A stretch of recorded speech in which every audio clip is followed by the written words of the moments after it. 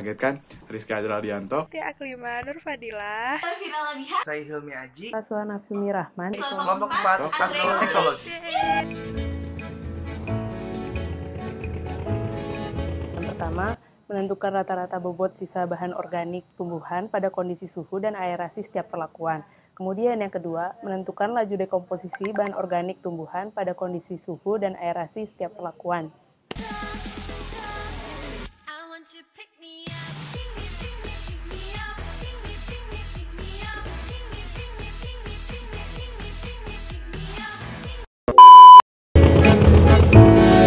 Dilakukan 4 macam perlakuan pada percobaan, yaitu hangat aerasi, hangat tanpa aerasi, dingin aerasi, dan dingin tanpa aerasi. Pertama-tama ditimbang sebanyak 20 gelas kertas dengan ketelitian 0,01 yang kemudian beratnya dicatat di bagian luar gelas kertas.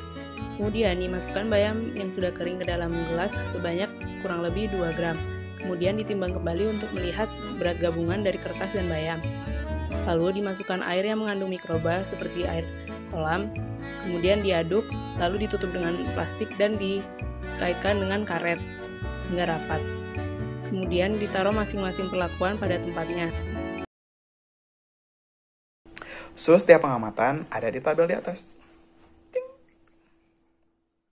Kondisi lingkungan pada modul dekomposisi dibagi menjadi 2. Pada perlakuan hangat, yaitu dilakukan di Screenhouse A1 ITB Jatinangor, yang dimana di situ lebih hangat dibanding kondisi luar. Kemudian pada perlakuan dingin dilakukan di kulkas yang ada di Lab Instruk bersama Labtek 1 ITB Jatinangor.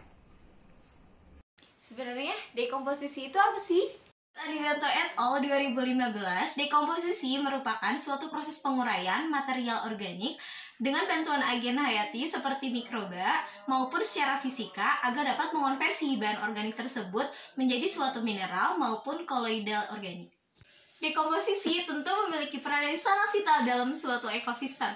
Dekomposisi berperan sebagai penjaga daur biogeokimia maupun siklus nutrisi yang tertutup dalam natural ekosistem. Terlebih, dalam suatu agroekosistem, input yang diberikan seperti biaya dapat ditekan karena dekomposisi dapat memberikan nutrisi pada tanaman, mengurangi evapotranspirasi, mengurangi temperatur maksimum tanah, maupun erosi pada lahan. Faktor apa saja sih yang mempengaruhi laju dekomposisi? Menurut Saibi dan Tulangara 2017 mengatakan bahwa hubungan antara mikroba sebagai dekomposer dengan lingkungannya dapat menyebabkan laju dekomposisi menjadi 4, yaitu suhu, kelembaban, pH, dan salinitas. Suhu dan kelembabannya tinggi dapat menyebabkan aktivitas mikroba menjadi lebih karena metabolisme sel memiliki entropi yang sangat tinggi.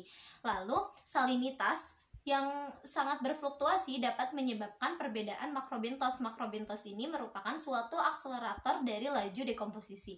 Terakhir, pH. Karena mikroba memiliki sistem penyangga dari pH itu sendiri, maka kita harus menyesuaikan pH agar terjadi laju dekomposisi yang sesuai. Pengaruh suhu terhadap proses dekomposisi. Jadi, aktivitas dan pertumbuhan mikroorganisme akan meningkatkan suhu dan kelembaban. Suhu akan mempengaruhi secara signifikan terhadap penurunan massa bahan yang dalam hal ini kita menggunakan bayam yang terdapat dalam Devianti dan Indah 2017. Suhu rata-rata dekomposisi yang kita dapatkan adalah sekitar 29,2 derajat Celcius, yaitu yang termasuk ke dalam jenis mikroorganisme mesofilik yang bekerja dalam proses dekomposisi tersebut. Selanjutnya, proses dekomposisi ini menghasilkan gas CO2 dan menyerap O2 dari aktivitas mikroorganisme dalam Andriani et al. 2018. Pengaruh aerasi terhadap proses dekomposisi. Jadi, berdasarkan kebutuhan oksigennya, dekomposisi terbagi menjadi 2, yaitu dekomposisi secara aerob dan dekomposisi secara anaerob. Dekomposisi secara aerob itu membutuhkan kebutuhan oksigen yang cukup, sedangkan dekomposisi secara anaerob tidak memerlukan oksigen yang cukup. Dengan adanya oksigen, amonium akan lebih cepat mengubah menjadi nitrat dalam proses nitrifikasi. Nah, sedangkan oksigen yang rendah akan memacu proses denitrifikasi lebih cepat yang akan menghasilkan gas nitrogen dalam proses dekomposisi tersebut. Nah, hal ini tercantum dalam Ardianti et al. 2017. Nah, di sini kita melakukan proses pengadukan untuk mehomogenkan nutrisi, mikroorganisme, dan aerasinya. Nah, aerasi itu akan meningkatkan suhu dari proses dekomposisi karena adanya aktivitas dari mikroorganisme dalam Budiarta et al. 2017. Lalu apa pengaruh mikroorganisme pada dekomposisi? Menurut Krismawati dan Hardini pada tahun 2014, kecepatan dan kualitas dari dekomposisi dipengaruhi dari aktivitas dan jenis mikroorganisme yang aktif pada saat dekomposisi. Mikroorganisme akan tumbuh menjadi banyak pada proses perombakan bahan organik dari karbon yang menyebabkan terbentuknya sel dan menjadi sumber energi. Selain itu, pada proses perombakan terjadi asimilasi pada unsur N, P, K, dan S sebagai penyusun dari plasma sel sehingga menjadi penentu dari rasio Cn.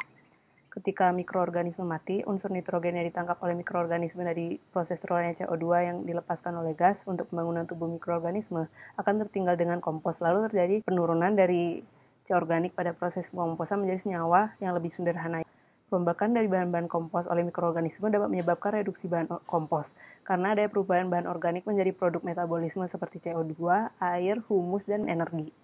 Penurunan bobot pada bayam menurut Wahyuni 2018 itu disebabkan oleh tingginya suhu yang diberikan pada saat pengeringan di dalam oven. Menurut Kencana 2016, penurunan bobot bayam disebabkan oleh lamanya waktu pengeringan di dalam oven. Sari 2018, penurunan bobot bayam itu disebabkan oleh adanya aktivitas mikroba yang disebabkan adanya asupan oksigen. Nah, berdasarkan penelitiannya juga, perlakuan yang memiliki bobot rendah itu terjadi pada perlakuan hangat dengan aerasi. Nah, sedangkan pada percobaan yang kita peroleh, nah pada perlakuan dingin tanpa aerasi itu memiliki bobot yang paling rendah. Nah, hal ini disebabkan oleh adanya beberapa faktor. Yang pertama, karena faktor pengadukan itu kurang maksimal, dan yang kedua, karena adanya pengaruh lingkungan seperti suhu dan yang lain sebagainya.